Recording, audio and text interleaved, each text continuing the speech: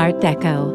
764-year-old Lviv, with its rich history, has a lot of surprises for you. The city, located at the intersection of two trade routes, was developing rapidly and became one of the main trade centers of medieval Europe. Afterwards, while being a part of different countries, this city borrowed some elements of culture from these nations.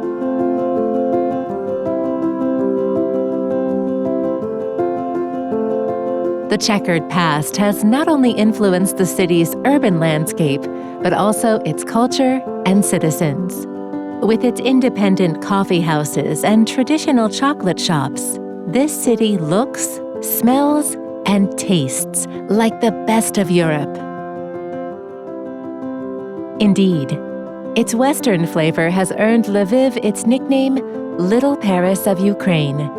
And yet, compared to other famous European cities, relatively few people travel here. Lviv is an old European city and the official cultural capital of Ukraine. Many people have never heard of this city, but it is definitely worth seeing and visiting. It was founded in the distant 13th century by the Galician prince Daniel Romanovich Galitsky and named after his son Lev, which means lion in English. Therefore, today the most popular unofficial name for Lviv is the Lion City.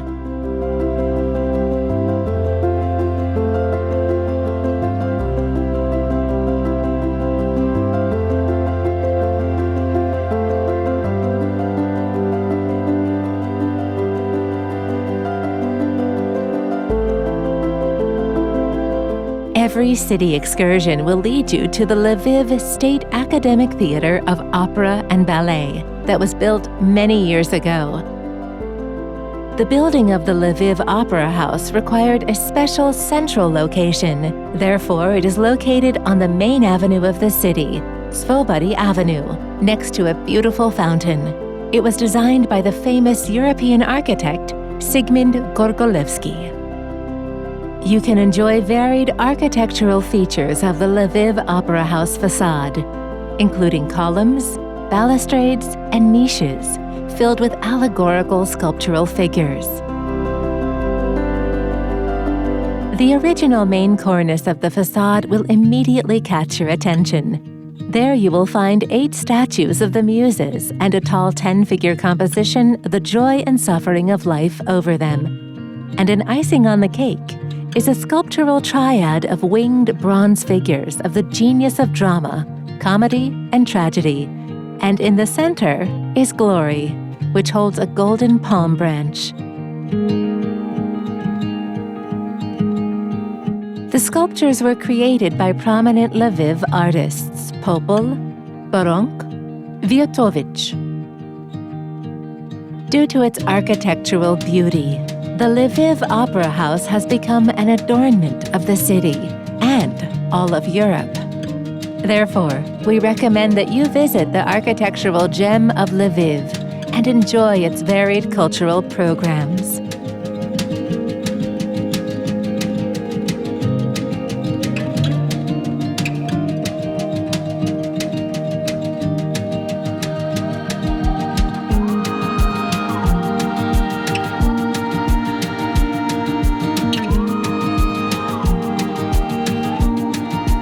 The old center of Lviv has everything for the tourists.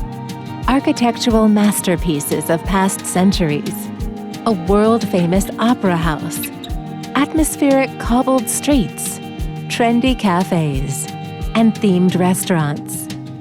The historic center of Lviv has been recognized as a part of UNESCO World Heritage Site. But there is one thing that is actually missing in Lviv: a river. You can search all over Lviv, but you will not find any stream or river. This is quite strange, since the surrounding natural landscape of the city is lush. It is interesting to imagine how Lviv could grow to such a size on the riverbank or next to it. But in fact, Lviv is located on the river, which is now right under the city. You will not see the Pultva River along the streets and squares of Lviv's old town. There is no trace of its existence. But medieval Lviv grew up along the banks of the Pultva, a short but important river in western Ukraine. Now it is hard to imagine the modern urban environment of the city center with a flowing river. But in the past, this river was the center of the daily life of locals. For centuries, Lviv, located 50 kilometers from the Poland-Ukrainian border, was an important point on the main trade routes, and this location helped the city to develop at a rapid pace. Large ships plied this river, delivering goods from distant lands, and mills were actively operating on its banks. Despite trade development, Pultva brought unwanted things to the city in the form of disease. Its murky waters were a breeding ground for epidemics. By the 19th century, Lviv was a fast-growing center on the eastern edge of the Habsburg Empire. When the city began to modernize, officials decided that something should be done with the Pultva. It had been causing public health problems such as malaria outbreaks for quite some time now. Thus, it was decided to close the Pultva and direct the river through the city sewer system. By 1870, 15 kilometers of the river flowing through the main part of the city had been covered. Despite the World War, revolution, and the fall of the city under the rule of several empires and nations, the work to cover the Pultva proceeded quickly. Shortly before the turn of the 20th century, projects of a grand opera house in Lviv were created, and designers were looking for the perfect location for it. Due to the lack of space in the inner city, it seemed almost impossible to find a building in that area. Architect Zygmunt Gorgolewski came up with a new idea. At his suggestion, the opera house was to be located where the Pultva flowed, but the river would be covered over. It was decided to lead to the river to the collector and to use concrete blocks for the foundation of the building. Construction began in 1897 and was the first time this type of construction technology was used in Europe. Gorgolewski's idea was a stunning success. In 1900, the magnificent new Grand Theatre, Lviv Opera and Ballet Theatre, opened. Local legend says that from the orchestra pit of the opera house, you can still hear the flow of the Pultva. By the end of the 20th century, the river was completely covered throughout all of Lviv area. Nowadays, the Pultva is the biggest Ukrainian underground river. This miracle of underground architecture is lined with antique stone, wide, comfortable sidewalks, and an unusual tunnel design. What once gave life to Lviv has become a collection point of rainwater and wastewater flowing through a labyrinth of tunnels. This river, an integral part of the history of the city, still exists, only now it is out of sight.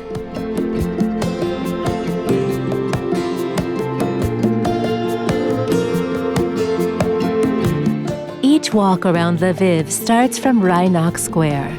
Here you will find interesting museums, many thematic restaurants, and cafes. If you want to enjoy the panorama of the city's old central part, you should climb on top of the City Hall. Entrance to the tower passes through the Town Hall, which takes an honorable place in the center of Rynok Square. Climbing up wooden stairs, you'll be able to see the old German clock, which keeps track of time. The Town Hall bell works depending on it and rings every 15 minutes with a melodic sound. The City Hall was more than just a home to a city council. This building also included a treasury, court, city guard, the city jail, and various shops. The clock tower was placed to stand out in the city skyline in order to show from afar the location of the market square. It also acted as city watch. In times of fire or the approach of an enemy, the town trumpeter would signal a warning for town residents. In later periods, a bell was used to sound the alarm. The council building was not the only structure in the center of Lviv's market square. Already in the 19th century, 3 rows of stone manor homes stood here as well. Together with the council building, they formed what was known as the market's central block. Today, the town council is located in the town hall building. Its clock tower is equipped with an observation deck, from which you can get a breathtaking view of the unique architectural ensemble of Lviv's historical center. 2 stone lions with shields that are considered the main symbol of the city guard the entrance to the town hall. Over 40 kamenitsas of the 14th to 18th centuries around the town hall create a unique appearance to the square. In past times, the land in the center of the town was very expensive, so only wealthy citizens could afford the luxury of having a house on the central square. Moreover, there was a law of equal opportunities that forbade building houses larger than 3 windows wide and 3 stories high. It was this law that led to the square's unique, almost geometrical look. Market Square is the vital core of urban life from the Middle Ages to current day. Lviv had long been an important trading city, and Market Square was the place where the trade was concentrated. Marcin Gruneweg, author of the earliest written account of Lviv in the mid-16th century, was duly astounded by the city's impressive prosperity, noting that one could purchase a limitless variety of goods, both local and imported, and encounter buyers from every corner of the world. In addition to serving as a market, Market Square was also the central civil government and place of the active social life of town residents. Local authorities celebrated here victorious military campaigns, important religious ceremonies, and much more.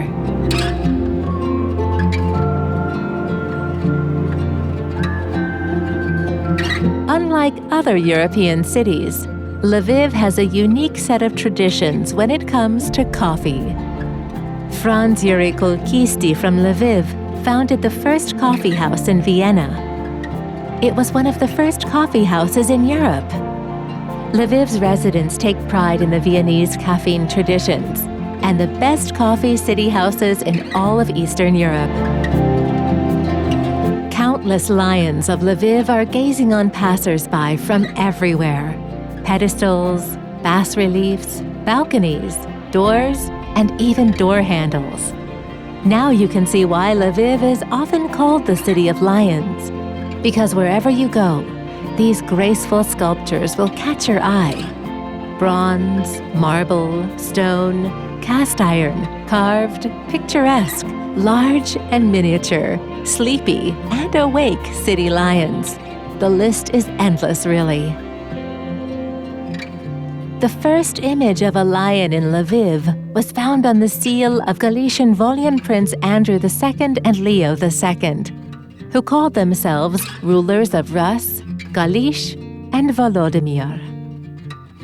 The lion was a sign of the Romanovich dynasty, but from the first half of the 14th century, the lion is recognized as the territorial emblem of the Galician Volyan state, the administrative center of which was Lviv. The image carries the symbolism of the city's name, identical with the name of the founder's son, Leo I Danilevich, and the old emblem of the principality. In 1526, Polish King Sigismund II Augustus formally approved this coat of arms, hence starting the long history of Lviv's lions that continues to this day. No matter the origin, lions in Lviv have started to appear since the 14th century and have never stopped. Even nowadays, Lviv's citizens, businessmen, and institutions install numerous lion sculptures, making it difficult to count them all. According to different estimates, the city hosts from 3,000 to 4,000 statues. Lviv's lions can boast of an unprecedented variety of sizes, from the largest stone 4-meter guard lion installed at the entrance to the city to the smallest bronze and cast-iron lions on the door handles and fountains. Lviv is proud of its many achievements and inventions, which were resonant not only for Ukraine, but for the whole of Europe. Let's take a closer look at some of these discoveries. In 1572, the first printer in Ukraine and Russia, Ivan Fedorov, came to Lviv after being banned from Moscow. 2 years later, in 1574, he was the man to print the first book in Ukraine, the Apostle, or Acts and Epistles of the Apostles. Today, about 100 copies are preserved in major libraries of Ukraine, Russian Federation, Poland, Bulgaria, and the United States, etc. A monument to Fedorov stands in Lviv's center today. The printer holds an open book and encourages passers-by to read.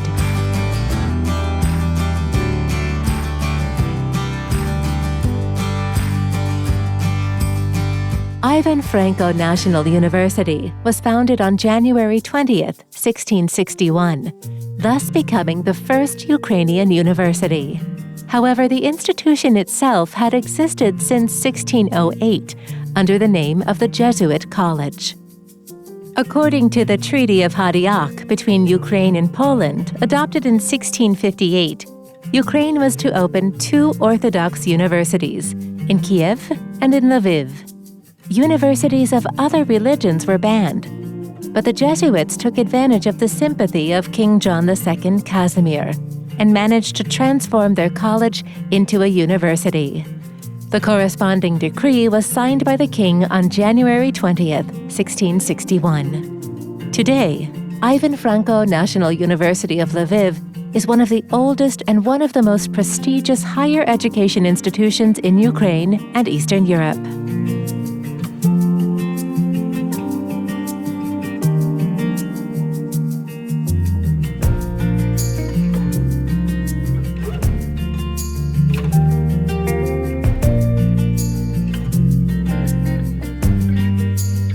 Do you know that the first kerosene lamp appeared in Lviv? 2 researchers, Johann Zeg and Ignatius Lukasiewicz, tried to produce alcohol from oil and accidentally discovered the process of oil cracking, thus inventing the world's first kerosene or oil lamp. It happened in 1853 in a Lviv pharmacy called Under the Golden Star. In the same year, Lviv became the first city in Europe to have street lamps. 5 years later, kerosene lamps were replaced by gas, and in 1900, electricity appeared. The inventions of Polish researchers have become the most popular lighting product. Even now, it is used by 1/3 of humanity.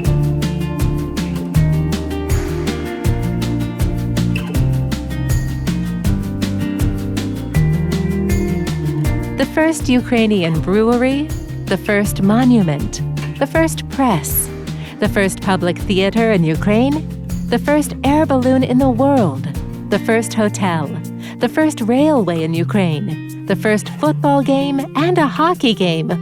All this happened in Lviv. Lviv was a very progressive and inspiring place in ancient times, and today it continues to occupy a leading position in Ukraine. Come to Ukraine and feel it yourself. Lviv is a city with a special atmosphere. This is a city of coffee, lions, jazz, rain, chocolate, terraces, and passionate tango. Every year, tourists come here to enjoy numerous exciting festivals and themed events. The city also presents events for true music lovers and for those wishing to enjoy city culture. Lviv will bring you a joy of driving dances and colorful festivals. Performances by street musicians and dancers will create a true fairy tale, illuminated by the light of lanterns and filled with the magic of bright events.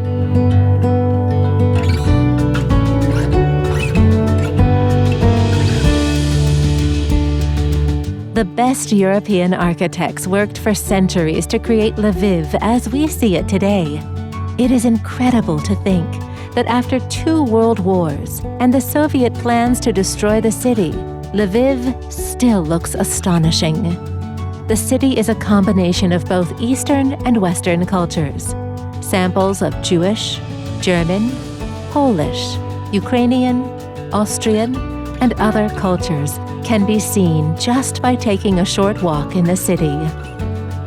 Lviv is hundreds of restaurants, dozens of museums, arrays of gorgeous architecture, a variety of interesting festivals, plenty of beautiful theaters, and landscapes of breathtaking scenery. Lviv is a part of the UNESCO World Heritage List, a soul of Ukraine, a modern, lively city which gives a huge amount of impressions and memories for its visitors.